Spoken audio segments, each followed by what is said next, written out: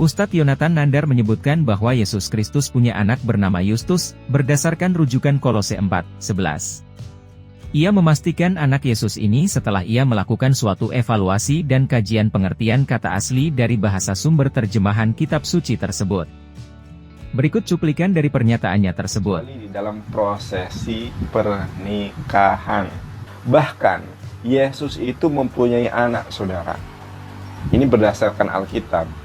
Ya, Yesus mempunyai anak yang bernama Yustus. Anda tidak percaya itu? Mari kita lihat di dalam Kolose 4 ayat 11. Dan dari Yesus yang dinamai Yustus. Dan dari Yesus yang dinamai Yustus. Hanya ketiga orang ini dari antara mereka yang bersunat, yang menjadi temanku yang sekerja dengan kerajaan Allah. Mereka itu telah menjadi penghibur bagiku. Dari ini aslinya bukan dari di sini. Kalau kita melihat original language-nya, Ben, ada Yohana bin Zakaria, ya, Ben. Kalau dalam bahasa Arab bin, Ben Ibrani, bin bahasa Arab, Ben. Dan inilah Ben Yesus yang bernama Yustus. Anaknya Yesus yaitu Yustus. Akan tetapi di sini ditulis dari, padahal itu Ben. Ben ini bermakna adalah anak. Dan Ben Yesus yaitu Yustus. Dan anaknya Yesus yaitu Yustus. Yustus ini tidak sering diungkap ya siapa. Karena kalau diungkap akan jelas bahwa ini adalah Yesus. Bahkan ada dalil yang menyebutkan bahwa Yesus itu poligami.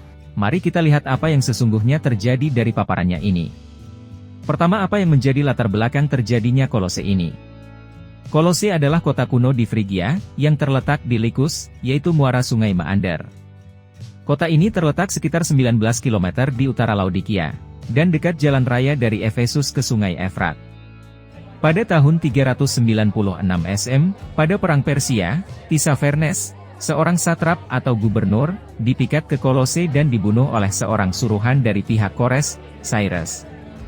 Plinius mengatakan bahwa wall Kolose, Colosinus, kemudian digunakan untuk nama warna bunga ciklamen. Pada masa Helenis, kota ini menduduki tempat yang cukup penting dalam perdagangan meskipun pada abad pertama kedudukannya serta jumlah penduduknya banyak sekali berkurang. Rasul Paulus menulis surat kepada jemaat gereja di Kolose, Kolose 1:2, dan menyebutkan kepada Filemon bahwa ia berharap untuk mengunjungi kota itu bila ia dibebaskan dari penjara, lihat Filemon pukul 1:22. Kota ini tinggal reruntuhan, kemungkinan karena gempa bumi, dan kota Bizantium, Chonas atau Chonum berdiri di lokasi dekat reruntuhannya. Surat yang berisikan bentuk rasa simpati dan penyampaian salamnya dari penjara bersama temannya Aristarkus dari kota Markus kepada jemaat di Kolose itu. Sebagian dari penggalan surat itu adalah seperti berikut. Kolose 4 ayat 10, salam kepada kamu dari Aristarchus, temanku sepenjara dan dari Markus. Kemenakan Barnabas, tentang dia kamu telah menerima pesan, terimalah dia, apabila dia datang kepadamu. Kolose 4 ayat 11 dan dari Yesus, yang dinamai Yustus. Hanya ketiga orang ini dari antara mereka yang bersunat yang menjadi temanku sekerja untuk kerajaan Allah, mereka itu telah menjadi penghibur bagiku. Kolose 4 ayat 12 salam dari Epafras kepada kamu, ia seorang dari antaramu, hamba Kristus Yesus, yang selalu bergumul dalam doanya untuk kamu, supaya kamu berdiri teguh, sebagai orang-orang yang dewasa dan yang berkeyakinan penuh dengan segala hal yang dikehendaki Allah. Sekarang mari kita lihat kajian dari literasinya. Ayat ke-10 dan ke-11 adalah satu rangkaian kalimat paragraf yang menceritakan Rasul Paulus dalam suratnya kepada jemaat Kolose, yang memberikan sapaan salam bersama beberapa sahabatnya bernama Aristarchus, Markus kemenakan Barnabas dan dari Yesus yang dinamai Yustus. Juga salah seorang lagi sahabatnya bernama Epafras yaitu seorang hamba Kristus Yesus, ayat ke-12. Dalam suratnya itu tersebut ungkapan Yesus yang dinamai Yustus. Ungkapan ini merupakan dua kata identitas berantai yang merujuk pada satu subjek.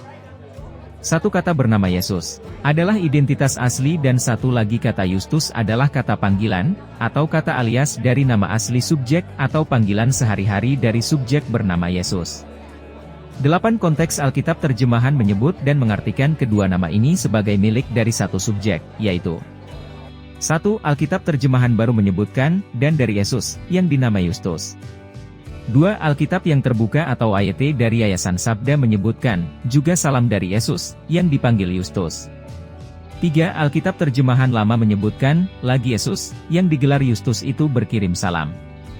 4. Alkitab Kabar Baik Bahasa Indonesia Sehari-hari atau BIS menyebutkan, salam pula dari Yesus yang bernama Yustus juga. 5. Alkitab Terjemahan Sederhana Indonesia atau TSI menyebutkan, Yustus, yang juga bernama Yesus, mengirim salam kepada kalian.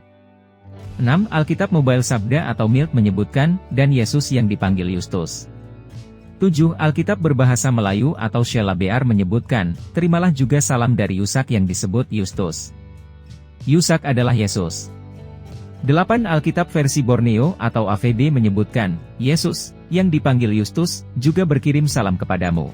Dari ke-8 Alkitab terjemahan ini semua menggambarkan bahwa Yesus itu memiliki panggilan lain atau alias yang dinamai sebagai Yustus.